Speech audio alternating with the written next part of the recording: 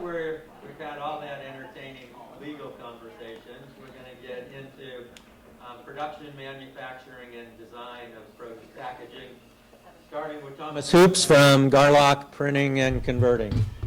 Get those words right. Yes. So I got the short straw here and had to present after lunch, so I'm going to try not to put you to sleep. I've been in produce packaging for about 23 years now, right out of college. So I've seen this industry grow from its infancy to where it is today, and it's changed in some respects, but in a lot of respects it hasn't, especially in the packaging side. So in the produce that we're packaging, anything from cut veg to salads, now the big thing today is chopped salads.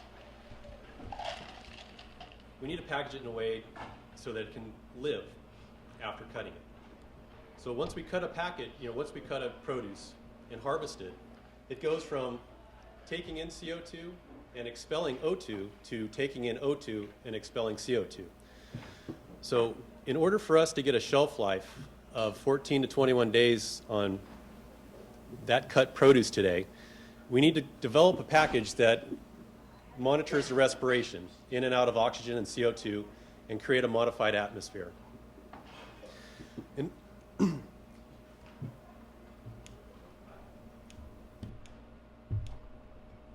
of the business drivers for the packaging side are purchasing, the value of that package, the marketing, the printing of it, how you want it to present itself on shelf, the shelf life, what we need to package the produce, produce in, and production. How well is it going to manufacture through your facility? So what are the packaging requirements? So merchantability, gloss, haze, clarity, crispness, how it feels in your hand, convenience, easy open anti-fog, stiffness, durability, for surface print type products. You want non-scuff inks, tear strength, flex crack resistance for shipping long distances, and then machine setup for production, machinability, durability. And on top of that, you have shelf life. So we have to worry about OTR, how it's going to protect the product during shipping, distribution, and the markets that you're shipping to, and then the other values, throughput and waste, and appeal on the shelf for when you're trying to sell. So the most common substrates that we use for produce packaging, and this pretty much covers most of it, is polyethylene, polypropylene, PET, and then corrugated paper. Polyethylene, we're not going to get too technical in here. This is all on the slides that you guys can have. It's the most commonly used film that we use today for produce packaging. You usually see this in food service type applications, your big bags, 5-pound, 3-pound bags. When you get to club stores like Costco, products like that, you tend to go to more of it's kind of a hybrid. Sometimes you see the polyethylene, and sometimes you see laminations. Polyethylene's cheap, has high OTR respiration rates, which works for bigger bags. And your gauges go from really thin to thick. I know 0.9 mil to 4 mil is not going to mean much to everybody here, but think of a field pack bag, how thin that is, a lettuce wrap, to say a stand-up pouch. That's going to have maybe a 4.5 mil poly. And then cost is a big factor in deciding what direction you want to go, and OTR. So polyethylene is a blown film process. So this is a picture of an actual bubble from the blown film process. So at the bottom of this bubble, there are dies, round dies. And depending on how many layers this coax is, which we call polyethylene, you'll hear referred to as coax, you have multiple layers. Now each layer is made specifically for a particular property of the film. So they usually go in odd numbers. So you have 3, 5, 7, 9 layer lines. So at the core, the center layer, that's usually for produce. That's what controls the OTR. That's what gives us, the manufacturer, the ability to marry materials together to give you the OTR that you're looking for. The inside layer has properties like slip, anti-fog, things that are required either to manufacture through your equipment or to have the properties on shelf. And then the inside layer what we call, is where you either have a print surface, so it's made so that we can print directly onto that surface, or it's made so we can laminate it to another material. And blown lines are not small equipment. Here's just a little graphic with people in there. You can see just how big 3, 4, 5-story buildings these are. And if you ever get a chance to go see a blown film line or an extruder, you should, because it's a pretty impressive operation. The next most popular type is polypropylene. And everybody here is referred to as PROP, BOPP, OPP. We refer to it as PROP. It's got high clarity. It's got a lot of stiffness to it. So that's the property everybody wants in marketing. They want to have that package that has a real crinkle feel to it, and has a lot of good clarity to it. The clarity on PROP is a lot higher than the clarity on polyethylene. And there are some other properties that are available with it. Now, PROP can be used as either a standalone structure, or it can be married and laminated to the polyethylene. So a lot of products that you see today, a lot of spinach out in the market today is just surface printed polypropylene in various gauges. And the gauge is dependent on the customer and how much they want to spend on the package and what feel they want on the shelf. So the typical gauges for PROP you see in produce today are 60 gauge to 160 gauge. And like I said, those numbers don't mean much, but the 160 gauge is pretty thick. You'll see that about that thickness on a lot of the spinach bags that you see on the retail shelf today. And then we use polypropylene for either OTR or non-OTR controlled products.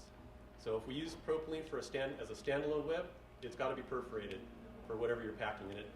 But we can also use polypropylene for an OTR controlled structure, which we'll get into in a minute. So the polypropylene is created with called a tenor frame system. Now, this doesn't give you a sense of the size, but these are usually a football length field pieces of equipment. And they stretch the polypropylene in 2 directions. That's where you get biaxially oriented. So you get a stretch in the machine direction, and you get it stretched in the cross machine direction. And this little graphic kind of gives you an idea of what's going on here. So it's being stretched in both directions at the same time. And what that does is it helps with clarity, but it also helps with, so I don't know if you're familiar with PROP, but some of the spinach bags and things that tear real easy, biaxially oriented polypropylene allows the tearability in both directions. There's another type of PROP called CPP, cast polyprop, a slightly different process where it's just pulled in the machine direction, and it tears really well in the machine direction, but it doesn't tear very well in the cross machine direction. That CPP, and I'm sure some of you have heard about CPP, that's used more offshore. You see them in a lot of grape bags today. They use CPP. There are some domestic suppliers of CPP, but most of it does come from offshore. And then PET, and everybody knows about PET for trays. It's high clarity, high stiffness, but a lot of PET is also used, it's starting to be used in produce packaging. Pouches like this are almost always PET on the outside. It has a higher heat resistance than OPP, but it has no breathability. So if you want to use PET for any type of structure, you're going to have to perforate that structure in order to get the OTR or whatever product you're using. Now, there's only certain products you can use with OTR, and other problems you have to perforate. It just depends on the mix. Chopped salads are probably one of the most complicated products for shelf life because you have so many different types of products mixed in a bag at once. So there's usually a lot of shelf life work done on chopped salads. So our company doesn't manufacture the films. We buy the films on the market and bring them in. So there are 4 typical types of printing. There's more than this, but 4 basic types. So there's screen printing. I usually associate screen printing with t-shirts, but Terry reminded me, pails, 5-gallon pails, juice bottles, and other things are used as screen printing process. Then you have lithography, or offset printing, which is usually your magazines, your periodicals, postcards, things like that. And then we get into gravure, or rotogravure. So gravure printing is very similar to flexo. The biggest difference is that the plate is actually a metal cylinder that's etched with a laser, as you can see in this picture here. So gravure is mainly offshore. There are gravure suppliers in the US, but a lot of packaging that you see today, if it's gravure, most likely it came from offshore. And then we come to flexography or flexo printing, which is what a lot of manufacturers in the US do. What we do is we use a flexible polymer plate, as you can see in the picture here. And this is kind of a blow-up of what you're seeing on there. And so the process of applying ink to the plate, applying it to the film, very similar to Grotavir, very similar to lithography, except we're doing it in a rotational manner at very high speeds, somewhere 12 to 1,500 feet per minute at 10 colors. Some of the typical presses that you see today are F&K, W&H. There's probably 4 or 5 big press manufacturers. Usually, a lot of them are German, but not all of them.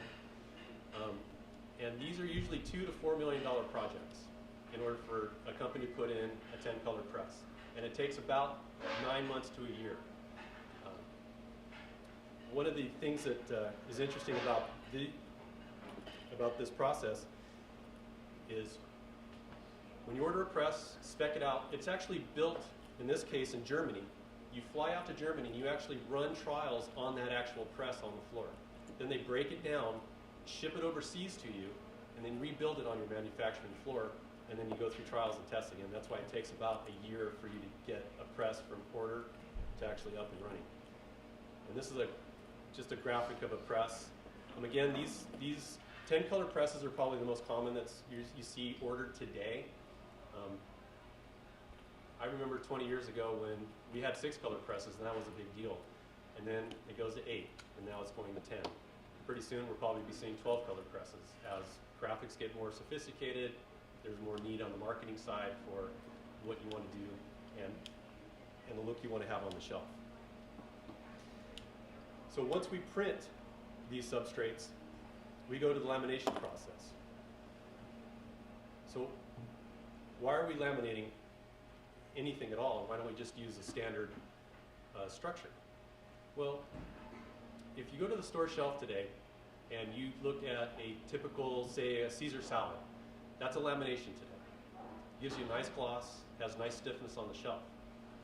If you look at like a 12-ounce garden salad or some other, I would call them commodity items, maybe carrots, there's a very soft bags, the bigger bags. The smaller carrots can be in a retail application, use laminations. But a lot of times people want to go to laminate because they want stiffness, they want the gloss, they want the better optics, and you can get better anti-fog with a lamination than you do with a coax. Shelf life is also a requirement. You can achieve the OTRs that you need with a coax standalone, but when you laminate them with an OPP, you get the benefit of the clarity, but you also get the benefit of being able to control the OTR.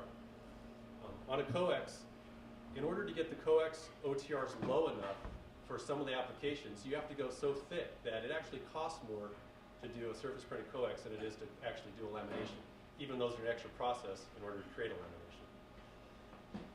So some of the things that we have to worry about are COF, the way it runs through the machine, the sealability, that's where the polyethylene comes into, because polypropylene by itself isn't a very good sealer. But when you marry it to polyethylene, you get a really nice tight hermetic seal. And then ink protection, you're trapping the ink. That's where it gets you, and you get free gloss out of your ink, but it's also trapped. So you don't need to worry about scuffing or any ink coming off or peeling off your packages during transportation, handling, or any of those processes. So this is a typical produce application. 70 gauge OPP, you have your ink trapped, adhesive during the lamination process, and then a sealant web. Now, the gauges I have here, this is pretty typical of a pretty standard salad that's out on the shelf today.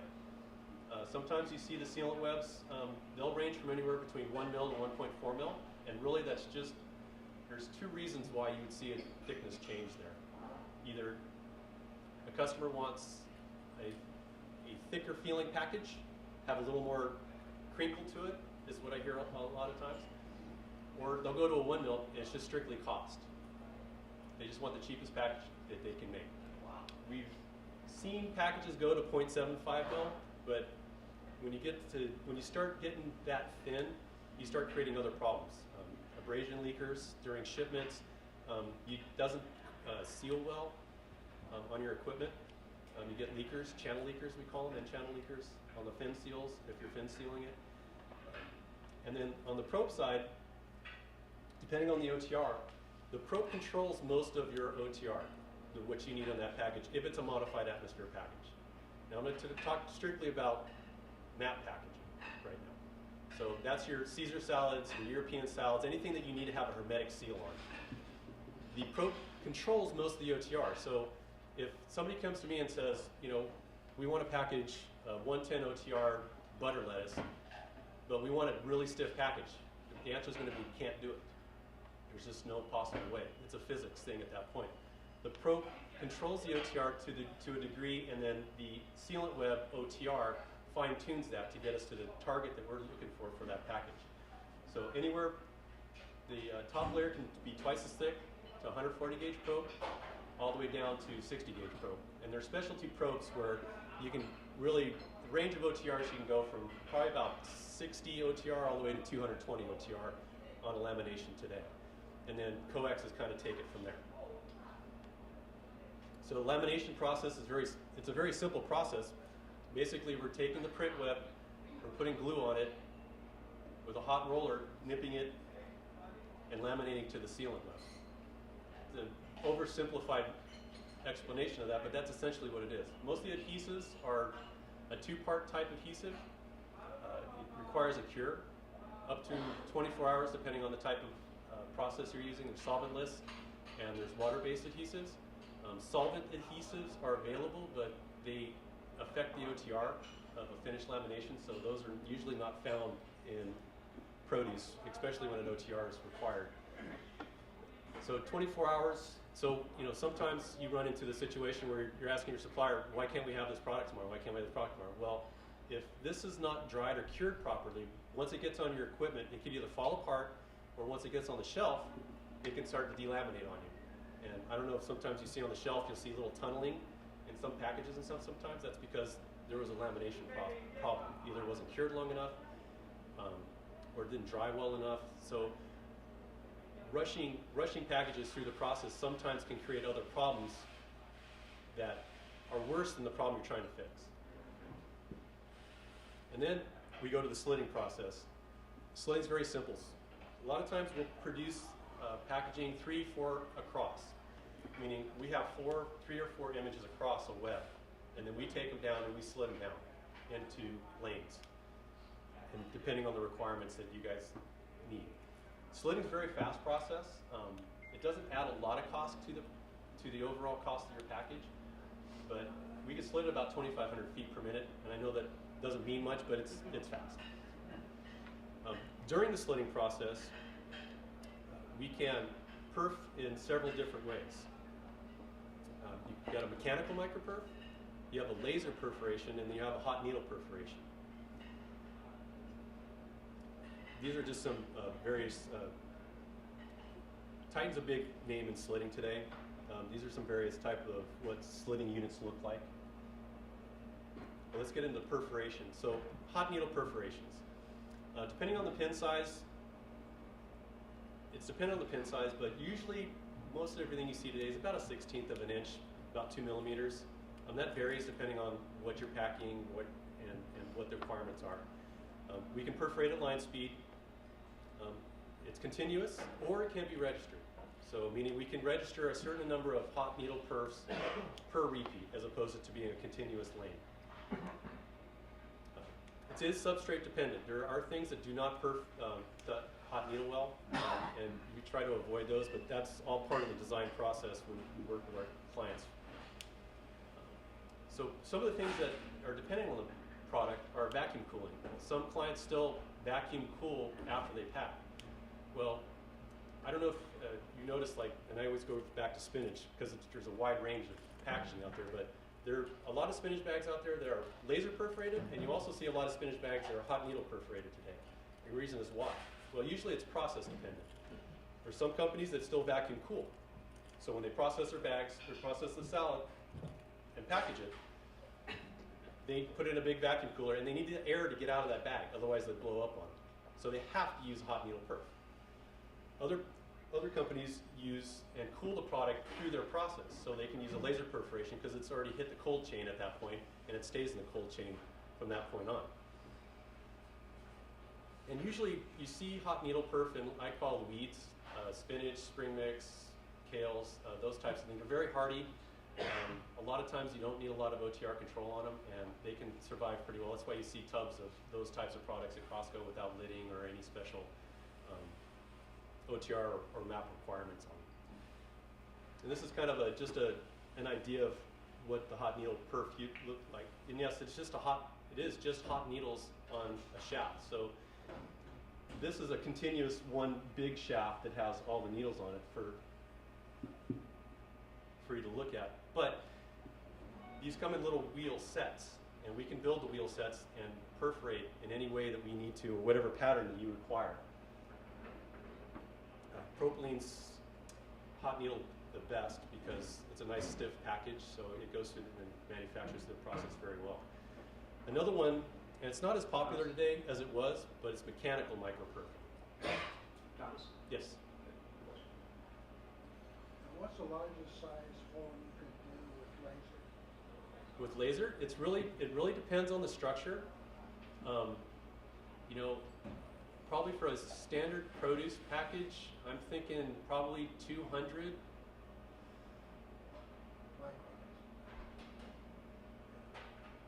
And the smallest? Smallest I've been seeing 50 micron, which is about half of a human hair.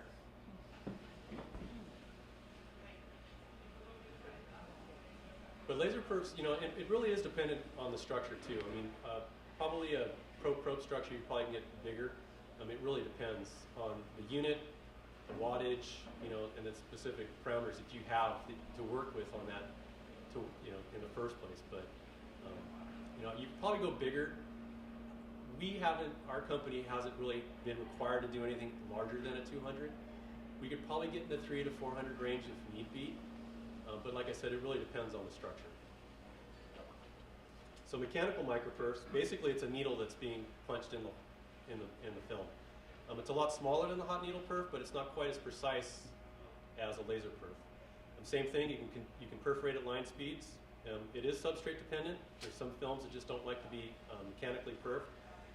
And you don't see a lot of this today with the advent of laser perforations and most companies having laser perforation units. I think mechanical microperf are kind of going by the wayside. And just to give you an idea of what a mechanical microperf looks, this is about,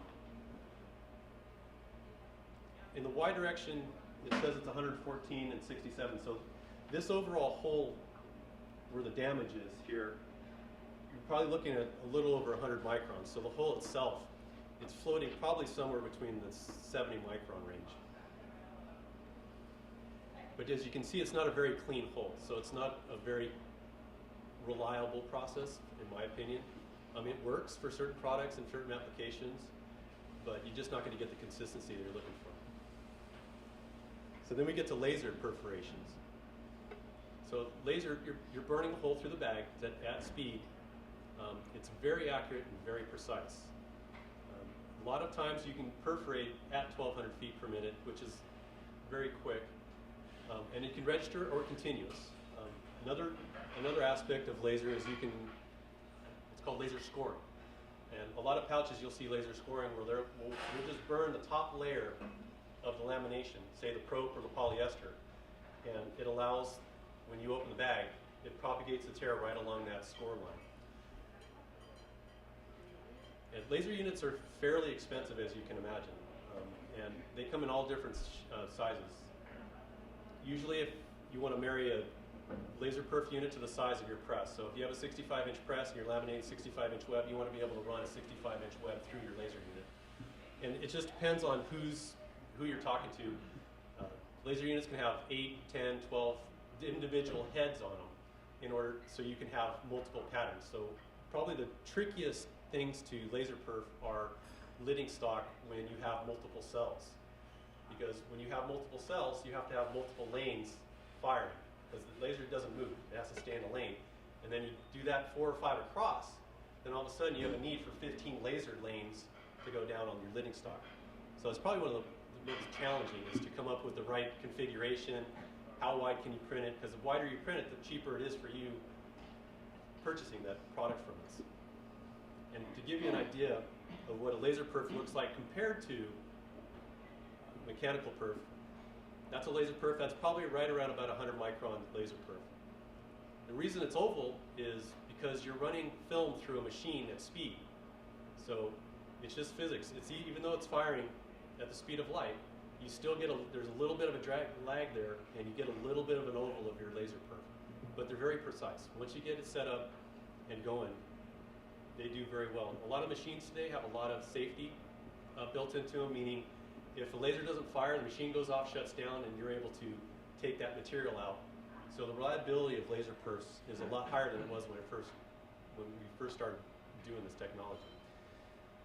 So that's kind of just a quick 10,000 foot overview on packaging, a couple of things that we do.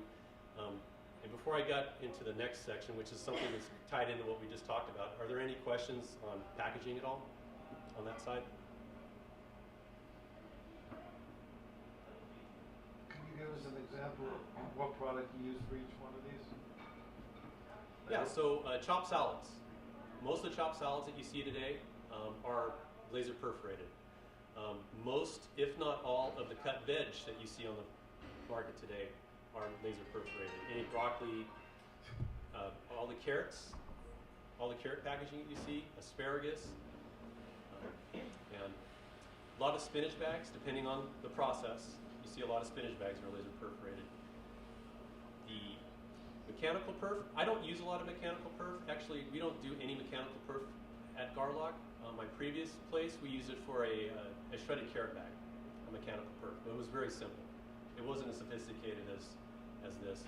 And then OTR controlled is basically everything else. Anything that's a leafy salad. So say a garden salad, Caesar salad, European, butter lettuce, those types of products that you see on the shelf. Those are all OTR controlled. Most of those are laminations, and those are all map packaging. And then hot needle, you see that on a lot of kale power blends is big. Kale, spinach, those types of products, usually bigger bags where they want to get the air out. You see them, a lot of hot needle too in food service that go to food service, plain film that's hot needle perf. There's a lot of that goes out too, which goes directly to institutional food service locations.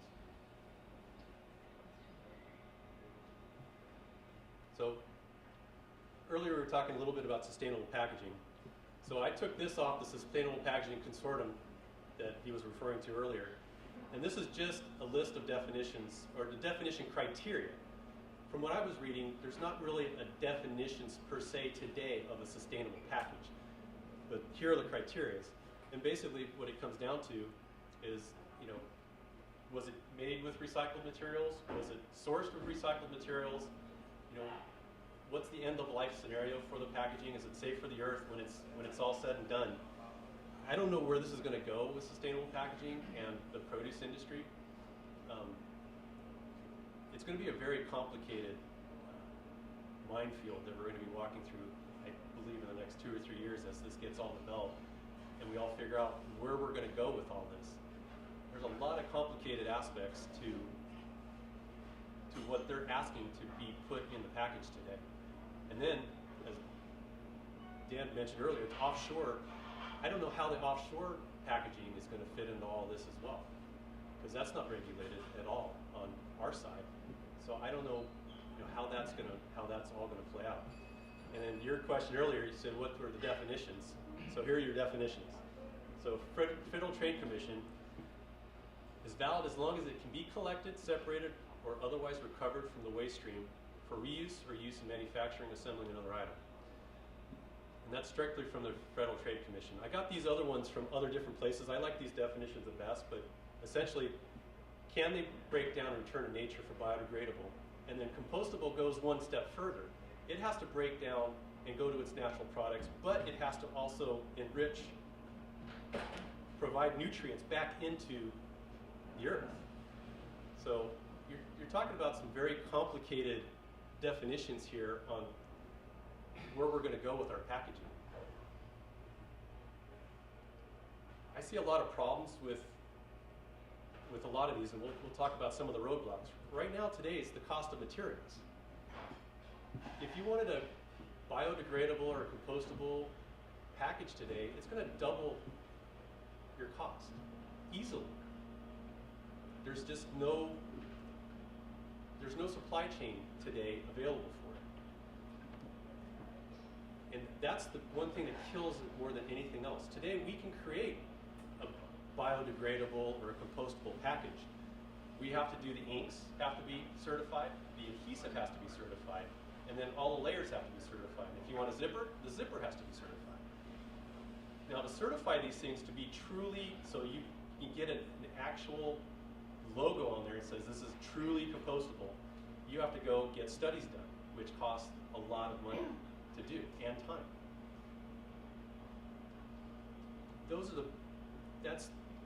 To me, that's the biggest roadblock that we're going to see, other than cost, is certifying these things. If they implement these and we have to go biodegradable, it's going to take a year to get everything sorted out on if it's biodegradable and tested. And the other problem, we've run into this, testing a recyclable material. So to give you an idea, to get a recyclable material certified in flexible packaging with a certain certification, you have to create the package, and you have to create the standard package, you have to create the recycled package, a whole pallet, send it into the certification company. They actually recycle both materials in their process to make sure that they can recycle it. And once they go through that process and turn it into a park bench or whatever they're going to turn it into, then they give you a certification. And of course, all this is time and money, cost. Now, once we certify an item as recyclable, if we change anything about that package, we have to go through the recertification again. Now, as we talked about, there are many different types of packages out there today for produce. You have the surface print, you have the coexes with various materials for OTR, and that alone is going to be a daunting challenge for all of us to try to figure out how to get to where we want to go with that. Let's use PLA. We were talking about PLA at our table, for an example. You know, Walmart, what was it, 7, 8 years ago, demanded that we have to use PLA. It was a horrible product to manufacture on our side. It was a horrible product to manufacture on your side. What is PLA? It's a corn-based film. Earth First, I think. Earth First was the big names on that one. What was the other? There's the other company that did that too. Was it Lenovo? But NatureWorks, right? And it did not process through our equipment well, did not print well, and it did not work very well in the equipment. So we've had all kinds of struggles with that. And that kind of finally went to the wayside, and I'm not sure why that finally died, but you don't hear, I mean, there's PLA still out in the market today, but you don't see the big push from Walmart. At least I don't see it like we did, 10 years ago. And then you have the sun chips debacle. I don't know if you guys remember the sun chips. So that was, to me, that was the entry for, that was going to be a big deal. Frito-Lay gets into PLA. I mean, they were going to be able to keep up with manufacturing for them. And that was going to drive the cost down and bring up availability for everybody and drive innovation on the PLA side so that we can use that in our packaging. Well, the problem is, it didn't get killed by cost or anything. It got killed by the consumer. They didn't like the noise of the chip bag when they were using it. So you just never know when we go to these and look at these different materials, how it's going to translate to the marketplace. Say we get through our manufacturing process, you get through your manufacturing process. How's the consumer going to respond to it? Yes? I had a question back to when you're creating the packaging and the cost to prove that it's recyclable or biodegradable. Once you prove that with one, can another company use that one that's already been approved, or do you have to go through that whole thing again? My understanding is you have to go through it. Every company is going to have to go through it. So even if I got a bag that was already proven to be biodegradable by somebody else and just put my logo on it, you still got to go through that process. As far as I understand, Wow. I mean, if you buy a film from, say, Anovia, which is a name, or TIPA, and they have a biodegradable film, and you bring that in, and you have your manufacturer, you have your manufacturer supply it. Well, your process is adding stuff to it, inks, adhesives, whatever you're doing to it. So you have to go back and recertify that material, that whole structure as. Sure, but if all that adhesive and inks and everything else has already been proven to be biodegradable, you still got to go through that process again. Wow. That's what we understand going through a recycling deal right now that we're going through. Yes. Could that burden fall on manufacturer, sort of like FSC, like they certify? Well, I think that's probably where it's going to go. It's going to come on us to certify those products, but it's going to just add more cost to the packaging, right? I mean, if it takes $10,000, $15,000, $20,000 to certify one structure, and 3 to 6 months, and you've got 8 structures, that's going to add up real fast. So, it was funny because they were talking about those presentations scaring. They scared me because of where this is going to go and how it's going to work. I just don't know how it's going to work. I wanted to get some insight to the PLA. Apparently, everything is driven off the recovery companies. If you don't want to recover it, it's not going to get recycled. You can do whatever you want, Right. and it'll never get recycled. PLA is very hard to protect with PET. PET is your number one recycled product. Well, the PLA was getting in with the PET Right. and destroying your entire batch. Is that what's going on? So I think that's part of the reason. And for us, we Yeah. used it for a long time, and Yeah. the consumer would call and say, okay, what do I do with this? Can I bury it in my backyard? And you're like, no. So there was no, consumers got educated that there really wasn't an outlet for the PLA. And that's where the biggest problem is today. Is the waste is the stream to collect it. I mean, today Waste Management in this area collects bags, and I believe and we were talking about it. I believe they just pull them off as they bring it in. They just pull it off, and I think they bale it and send it offshore to turn into park benches and things like that. But that's until like you said, until there's a recycle stream available, there's no benefit in providing it. It's going to go in the landfill anyway. And once this stuff hits the landfill, it's not going to biodegrade or compost. Once it gets buried, it's just not. I mean, I took a class once, and they were digging down in a landfill. They went down 100 feet, and they were pulling out newspapers and food that was preserved 100 feet deep in a landfill. So I know a lot of companies like Costco and things are working with manufacturers where the consumer can bring back the package and drop it off back at Costco for, say, a coffee bag or something like that, or a recycled pouch. I know there's a lot of pouch places where you can bring pouches in and recycle them, but those are all laminations. They're PET laminations. And then when you get into metallized stuff, that's even a more complicated, because now you got the metal to deal with on those particular products. And recycling's, using recyclable material, it sounds great, and and we should get there, but the problem is once you start recycling polymers, they start losing their properties. So your clarity, you start losing your clarity. You can't control that. You start losing some of the stiffness properties and things like that, because your polymer chains are getting smaller and smaller and smaller the more you recycle them. We have, for our suppliers, especially on the probe side, we have a requirement that they can only put so much regrind back into the product for us, because if they put too much regrind back into the product that we're buying, and this is virgin OPP, but they, during the manufacture process, they have waste, and then they regrind it, put it back into the process, to collect their waste. But if they do too much of it, it changes the properties of the film that we get, which affects the finished product that you're using on your side. So there's so many complicated aspects to sustainability and biodegradability and compostability that it's going to be a while, and it does scare me where it's all going to lead to eventually.